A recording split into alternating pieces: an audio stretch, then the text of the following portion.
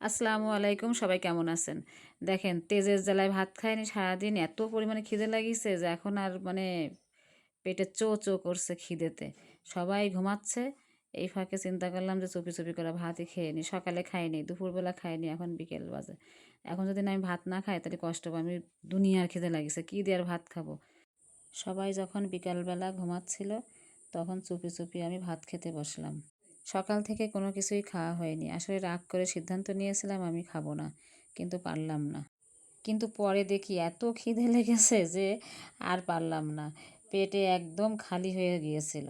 যাই হোক না কেন, আজকের খাবারে আছে ভাত, ডিম, ভাজি, মাছ আর কাঁচা পাকা ঝাল। কী আর করব, ঝাল হয়নি তরকারিতে। খুব সাধারণ খাবার, কিন্তু অনেক টেস্টি ছিল। আবার মাঝে মাঝে চোখও চুলকাচ্ছে, এত পরিমাণ চোখ চুলকাচ্ছে, বুঝলাম না কেন এত চোখ চুলকাচ্ছে। খেতে বসে মনে হচ্ছিল যে রাগ থাকুক বা যাই হোক না কেন, খোদার কাছে সব কিছুই হার মানে। একদম শান্তভাবে খাচ্ছি। কী আর করব। ঠিক তখনই একটা ভিডিও কল এলো। মনে হয় ধরা পড়েই যাব কি না, কিন্তু শুধু খেতে মনে চাচ্ছিল। একটা কাঁচা ঝাল নিয়ে আসলাম। কাঁচা ঝাল এনে চিন্তা করলাম কাঁচা ঝাল দিয়েই খাই। শেষে আমি আবার কিন্তু সবাই আমাদের বাসায় ঝাল একটু কম খায় তরকারিতে, কিন্তু আমি একটু ঝাল বেশি খাই বিধায় কিন্তু কাঁচা ঝাল দিয়ে ভাত খেতে বেশি পছন্দ করি। আসলে মাঝে মাঝে মনে হয় কি বাড়ির থেকে চলে যায়। চলে যাও বা কী করব, মেয়েদের তো পায়ে পায়ে দোষ, এই কারণে কোথাও যেতে পারি না। সব থেকে মজার কাহিনী কি জানেন, যে না খেয়ে আমি একটুও থাকতে পারি না। যদিও অনেক ডিম ভাজি আমার ভালো লাগে না, তারপরেও মাঝে মাঝে খেতে হয়। কী করার কিছু নেই, তরকারি আছে একটু কম আছে। মাছ দিয়ে, ইলিশ মাছ দিয়ে বেগুন দিয়ে রান্না ছিল, যে সারাদিন রান্না করিনি, রাগের জ্বালায় রান্নাও করিনি, খাওয়া দাওয়াও করিনি। এদিকে খিদেও লাগিয়েছে। সবাই তো যার মতন যা খেয়ে শুয়ে পড়েছে, রেস্ট নিচ্ছে বিকেলবেলা, আর আমি এর মধ্যে চুরি করে ভাত খাচ্ছি। কে কোথার থেকে দেখবে শুধু তাই মনে হচ্ছে, যে কে দেখবে না যে আমি ভাত খাচ্ছি তাই।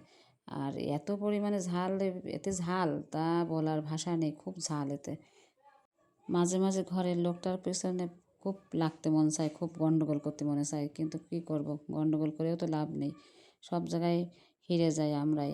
কারণ মেয়েরা যে তার কোনো লাইন নেই। ঝাল লাগেছে সেই আকারের, দেখেন এত পরিমাণে ঝাল লাগেছে, গাল হাত পা জ্বলে যাচ্ছে। গালে প্রচুর, দেখেন ঝালের জ্বালায় পাগল হয়ে যাচ্ছে। তাড়াতাড়ি পানি খেয়ে, তাই এদিকে তাড়াতাড়ি বেশি বেশি করে ভাত খাচ্ছে, এই কারণে আরও বেশি সমস্যা হচ্ছে। খুব ঝাল লাগেছে, কী আর করার।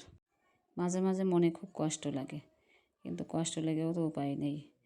তাড়াতাড়ি ভাত খাওয়া যাতে কেউ না দেখতে পারে, ঠিক আছে। আর সব থেকে বড় কথা আছে কি, দোকানদারি করি সারাদিন ধরে, তারপরে বাড়ি আসি এই ঝামেলা, এই ঝামেলা, সেই ঝামেলা, সব ঝামেলা পোয়াতে হয়। এই জন্যেতেই আর রাগ বেশি হয়। আর বিনা কারণে যদি কেউ বেশি কথা বলে আমাকে, তা আমার একটু সহ্য হয় না। তা সে যেই হোক না কেন, সে বাড়ির লোক আর বাইরের লোক বলেন না কেন, বেশি কথা বললে মনে হয় কি বাড়ির থেকে চলে যায়, কিন্তু চলে যেতে পারি না। মায়া বেশি যে, এই কারণে যেতে পারি না, কাউকে ফেলে যেতে পারি না।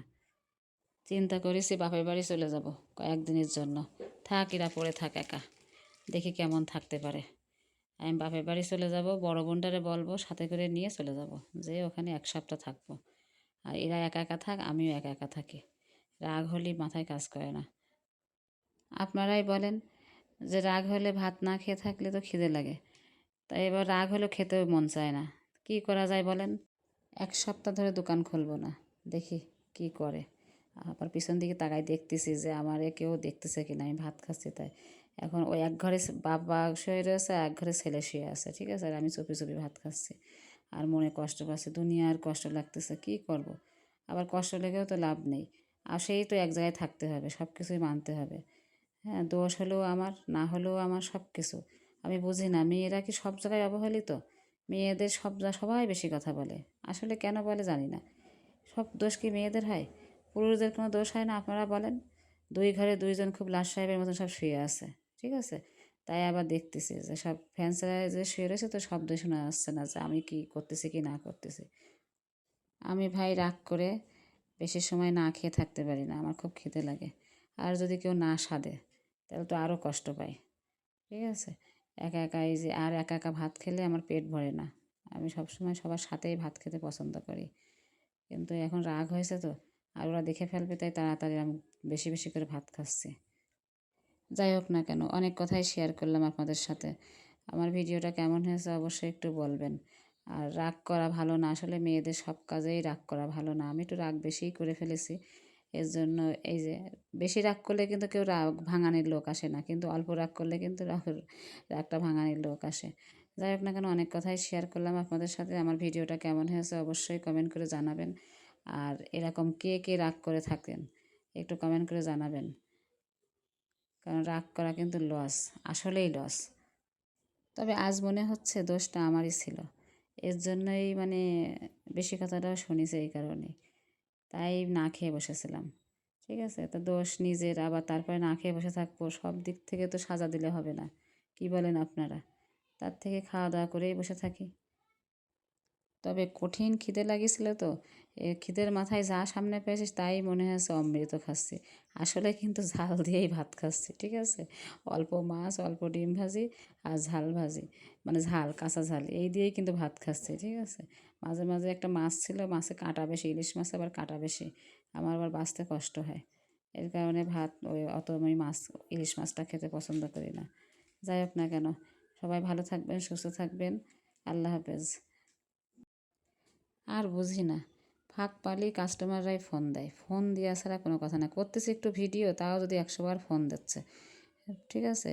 দোকানে একবেলা না দেখলে হয়, কাস্টমারদের মাথা নষ্ট হয়ে যায়।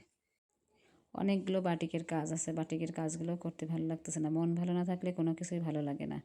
মনে তো হচ্ছে প্লেট ভরে ভাত নিয়েছিলাম, দুনিয়ার খাওয়া খেয়ে পেটে আর জায়গা নেই, পেট ভরে গেছে, খুব খিদে লাগেছিলো তো এই জন্যই মনে হয় একদমই ভাত খাইছে, এই কারণে হচ্ছে। সবাই ভালো থাকবেন, সুস্থ থাকবেন, আল্লাহ হাফেজ। ভিডিওটা ভালো লাগলে অবশ্যই আমার পাশে থাকবেন আপনারা সবাই মিলে, আমার ছোট্ট একটা চ্যানেল। আল্লাহ হাফেজ।